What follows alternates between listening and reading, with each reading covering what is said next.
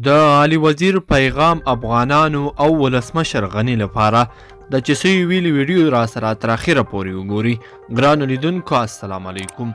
د افغانستان په ولسمشریزو ټاکنو کې د ولسمشر غني له بریا وروسته د پښتون ژغورنې غورځنګ مخکښ مشر علي وزیر هم په یو ټویټ پیغام کې محمد اشرف غني ته د بریا مبارکي ورکړې ده. علي وزیر په خپل ټویټ پیغام کې افغان ولسمشر ته رسماً د دوهم ځل واک ترلاسه کولو له امله مبارکي ویلې ده او ترڅنګ یې له غني هیله ښودلې ده چې ګواکې بیا ځلې بریا به یې په سیمه کې سوله راولي. هغه په بشپړ ټویټ کې لیکلي امید لرم چې د دوهم ځل لپاره د افغانستان د ولسمشر په توګه رسمي اعلان به په سیمه کې سوله او هوساینه راولي.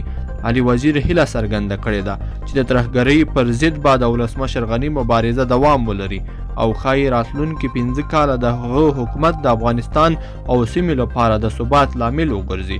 علي وزیر د منظور پښتین راوروسته د پښتون ژغورنې غورځنګ مخکښ مشر او د پاکستان پارلماني غړی هم بلل کیږي او نوموړی تل د افغانستان د یوې خواخوږي په توګه خپل غوڅ نظر څرګندوي.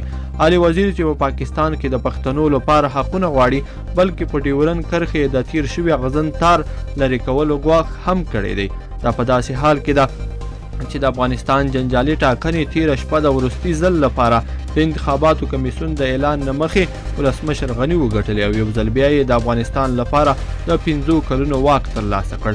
ولسمشر غني د بریا نمانځلو په جشن کې د بیا واک اخیستلو مبارکي ټول ولس ته ورکړه او دا یې تر ټولو غوره وبلله چې په افغانستان کې د ناشوني انتخابات بریالي بیا ځلې اعلان شول.